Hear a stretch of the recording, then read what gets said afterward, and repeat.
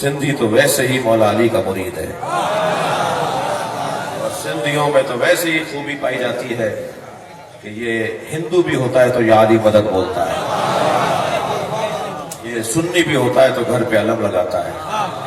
ان کی طبیعت کے اندر عاجزی ہے، یہاں کا وڈیرا بھی، یہاں کا جاگیردار بھی، یہاں کا سیاستدان بھی ہاتھ جوڑ کے عاجزی کا اعلان کرتا ہے۔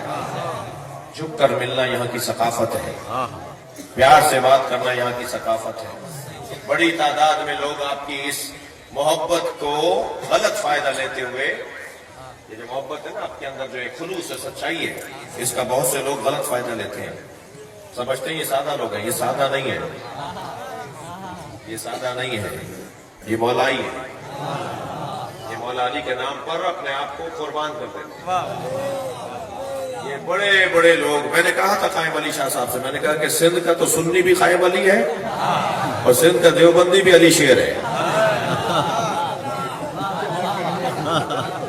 یہاں کی ثقافت ہی کچھ اور ہے، یہاں کی ثقافت ہی کچھ اور ہے۔ الحمدللہ یہ آپ کا حسن ہے سندھیوں کا۔ میں نے سندھیوں کی 18 خوبیاں جوڑی ہیں، سندھیوں میں یہ خوبی ہے، یہ خوبی ہے، یہ خوبی ہے، یہ خوبی ہے، 2-4 خامیاں بھی ہیں جو اکیلے میں بتاؤں گا، لیکن جو اجتماعی خوبیاں ہیں وہ آپ کے اندر زیادہ ہیں، اس لیے مجھے سندھی سے بڑا پیار ہے۔ 2 سندھی لڑ رہے تھے، ایک کو جب زیادہ غصہ آیا تو کہا تو مروان ہے، تو میں نے اس سے پوچھا مروان کون ہوتا ہے؟ کہنے لگا گالی ہے۔ میں نے کہا مروان کسی کا نام ہے؟ کہا نہیں ہمیں نہیں پتا کسی کا نام ہے، ہمیں یہ پتا ہے جب کسی سے غصہ کرو تو سب سے بڑی گالی مروان دے دو۔ جس سندھ کی ثقافت میں اہل بیت کا دشمن گالی بن جائے،